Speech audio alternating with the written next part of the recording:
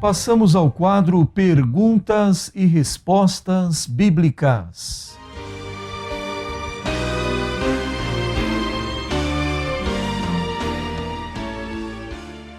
Pergunta da NQI Mulher. A nossa ouvinte não quer se identificar, mas ligou e deixou a sua pergunta para o pastor.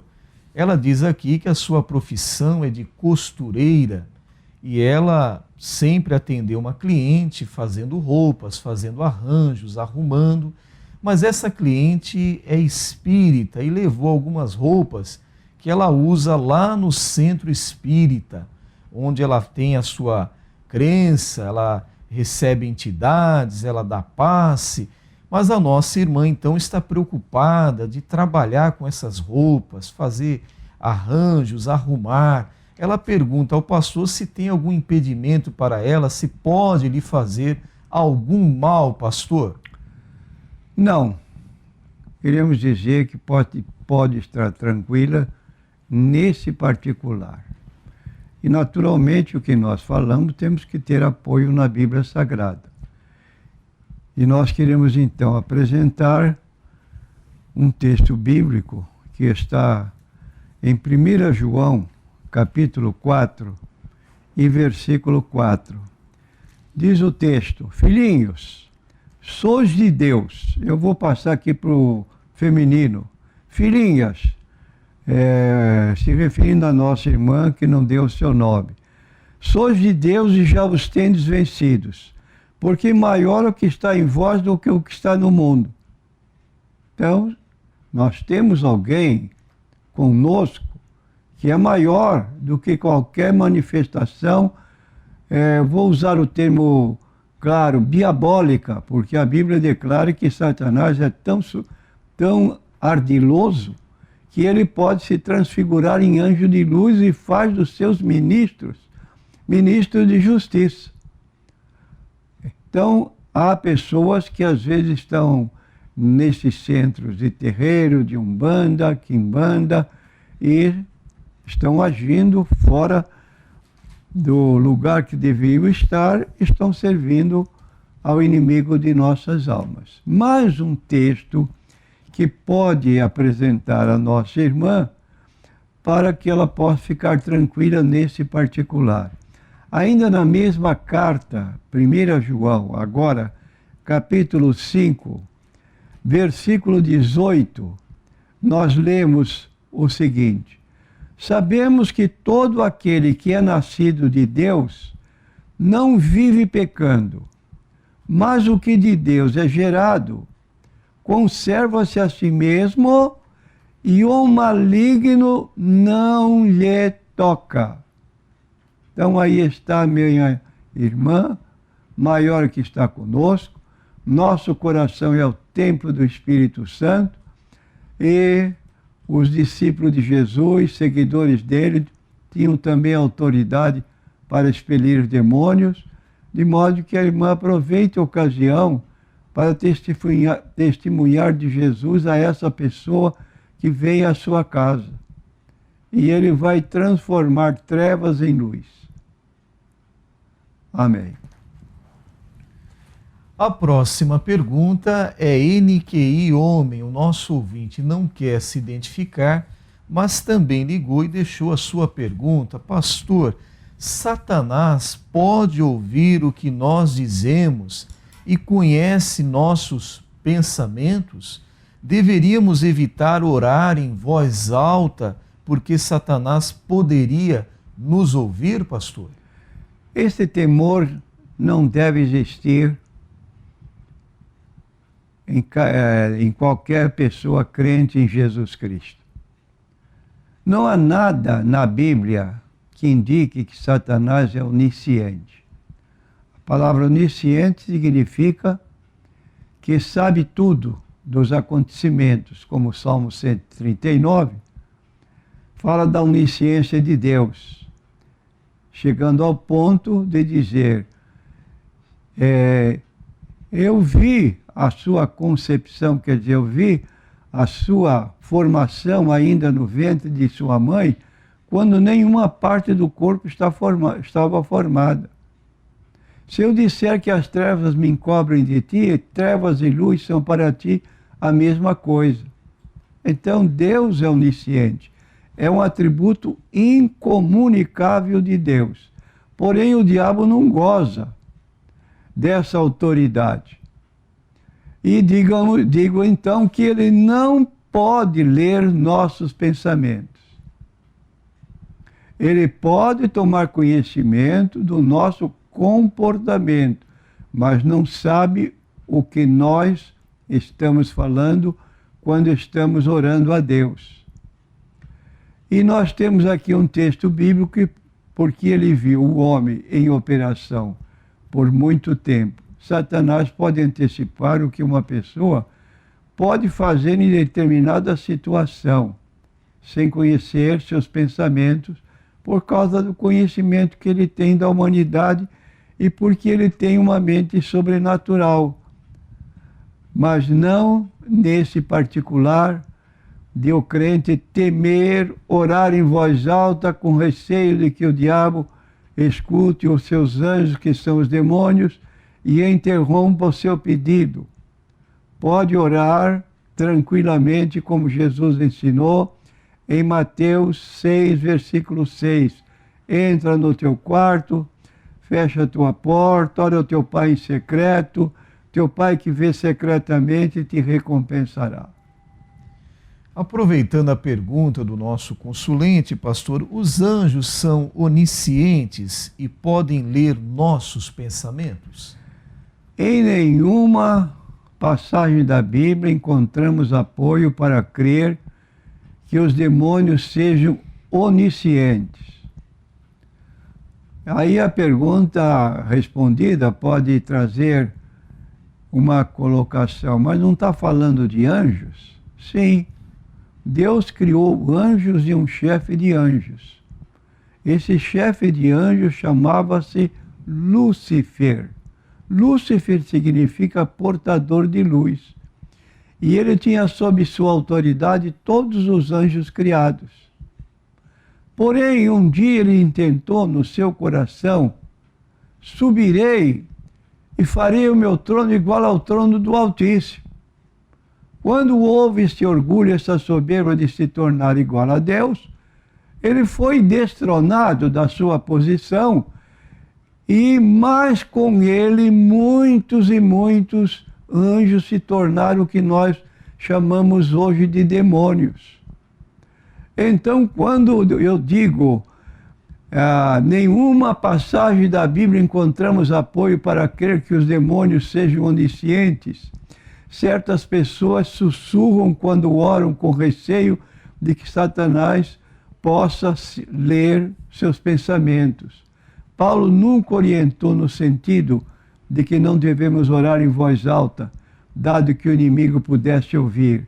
Entretanto, tenhamos presente que Paulo recomendou fazer tudo com decência e com ordem.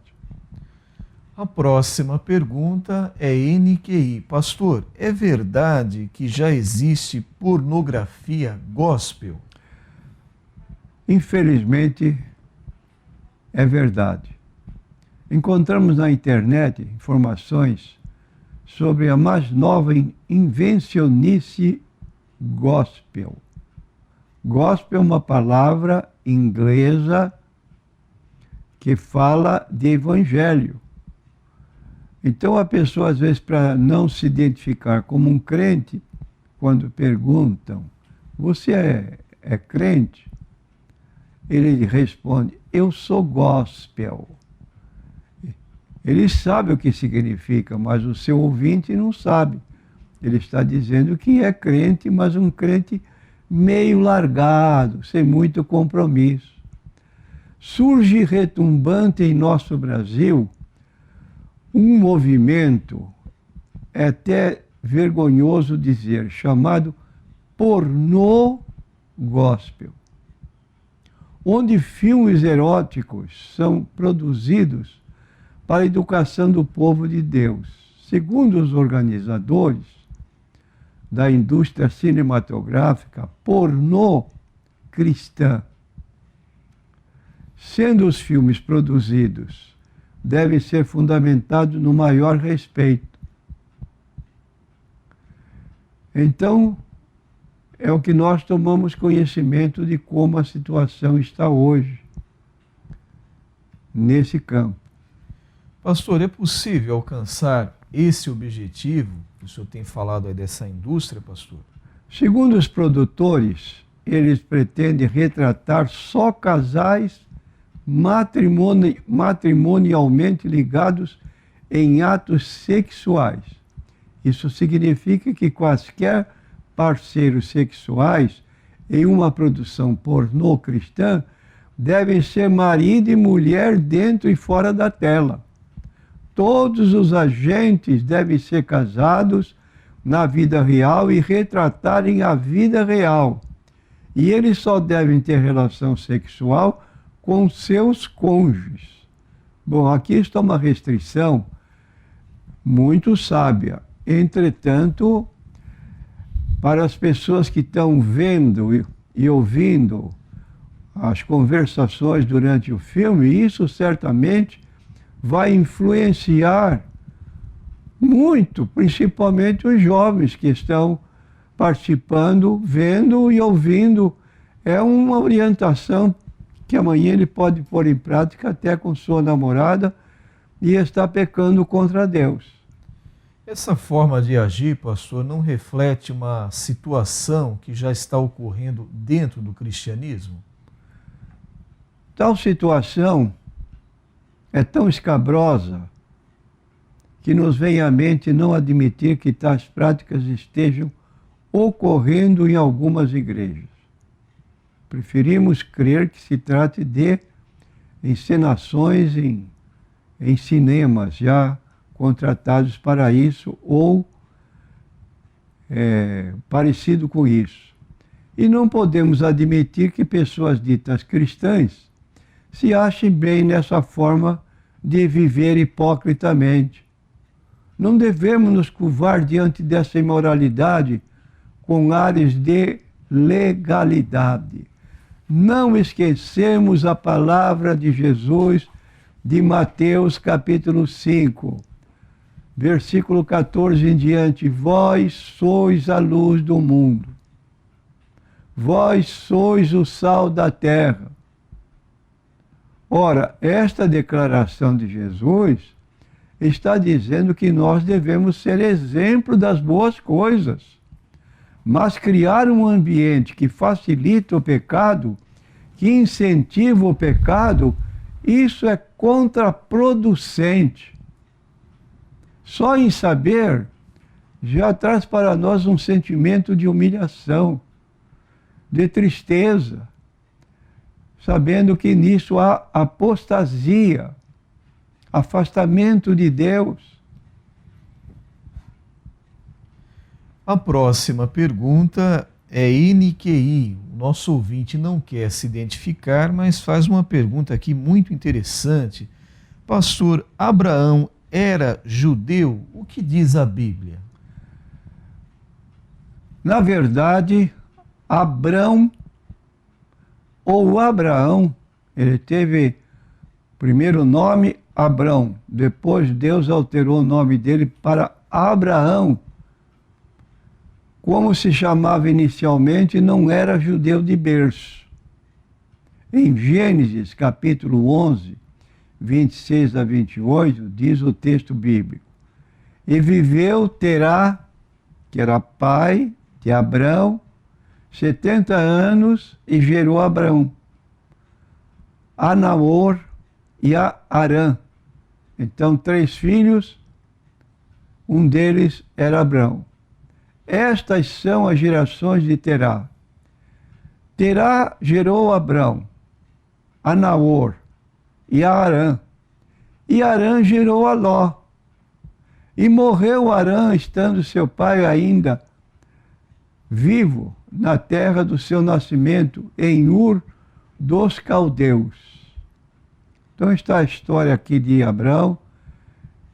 Morava em Ur dos Caldeus, não tinha relacionamento nenhum com Deus, até que ele ouviu a voz de Deus para um compromisso, Mais tarde Deus o chamou a Abraão e ordenou-lhe que deixasse a sua terra, partisse para uma terra distante que o próprio Senhor lhe mostraria. O Senhor lhe disse o nome dessa terra. Por isso não sabia em que se envolveria, mas creu na promessa que lhe foi dada a seguir. E no livro de Gênesis, capítulo 12, versículo 2, está escrito: de ti farei uma grande nação, e te abençoarei, te engrandecerei o nome, se tu uma bênção. Depois do cativeiro babilônico, o nome judeu é usado de modo geral para os habitantes da Judéia. E no Novo Testamento nós encontramos então o judeu em plenas funções nos dias de Jesus, sendo até Jesus chamado de judeu. E hoje nós sabemos que a nação judaica existe, tendo ressuscitado em 1948, depois de seu território ser destruído no ano 70, quando eles foram expulsos da Judéia. E agora, então, esta é uma situação na resposta ao nosso consulente.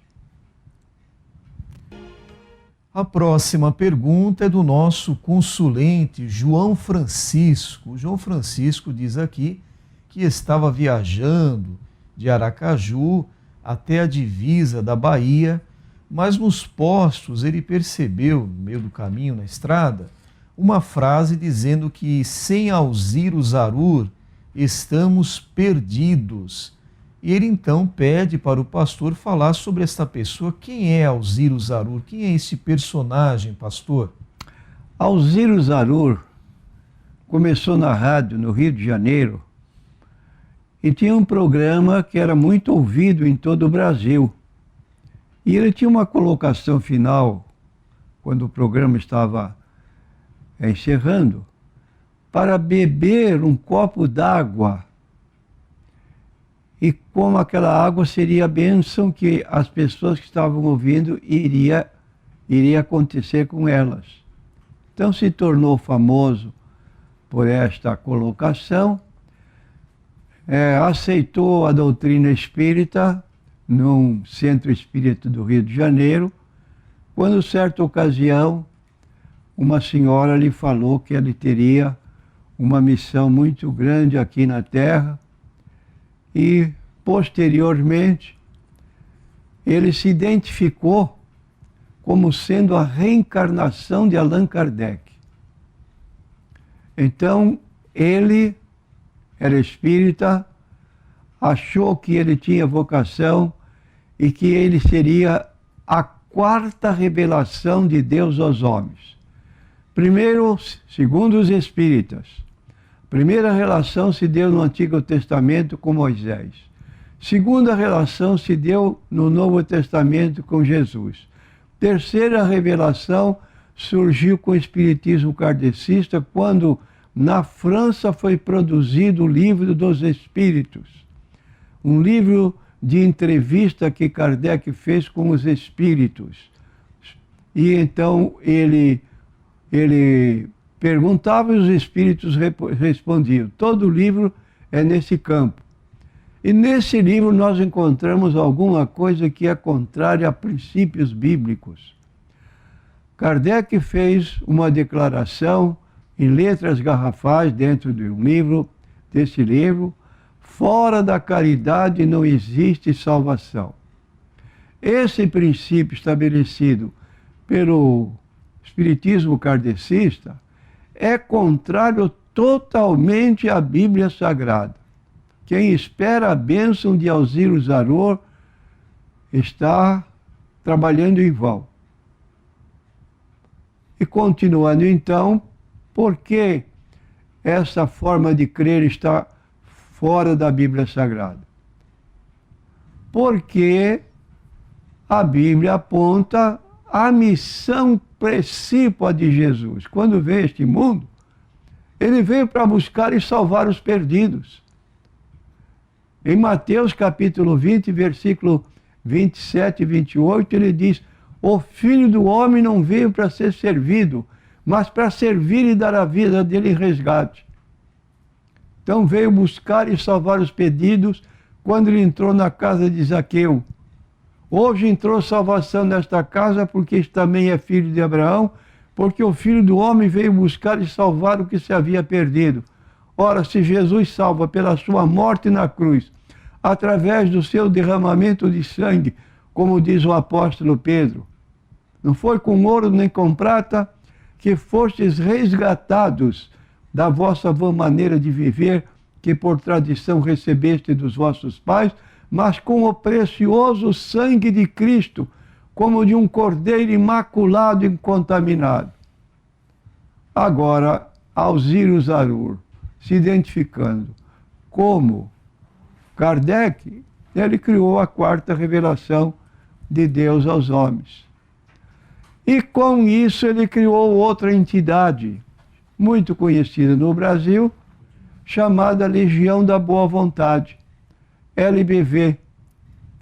Então a LBV criou sua doutrina particular, e uma doutrina particular ensinada dentro da LBV é que Jesus não tinha um corpo humano, real, verdadeiro.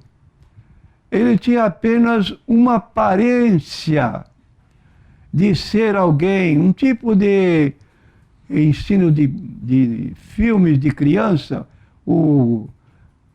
aquele ser que aparece apenas sem ser realmente uma pessoa de carne e osso. Fantasminha. Então aí está. Se Jesus veio e era apenas um fantasminha, ensina Kardec, ele não sofreu nada na cruz do Calvário. Ele não tinha corpo, muito menos ele ressuscitou. Ora, isso é anulação do Evangelho pregado, ensinado na Bíblia Sagrada. Cristo morreu por nossos pecados, segundo as Escrituras, foi sepultado, ressuscitou ao terceiro dia, apareceu uma vez para mais de 500 irmãos e em outras vezes, ficando 40 dias aqui na terra, para em seguida ascender aos céus. E nós pregamos este Evangelho. Cristo morreu por nossos pecados. Ele é o nosso substituto. De modo que, João Francisco, você esperar alguma coisa, você não vai receber nada de bênção de Deus, porque o ensino é contrário à Bíblia Sagrada e Deus não pode abençoar.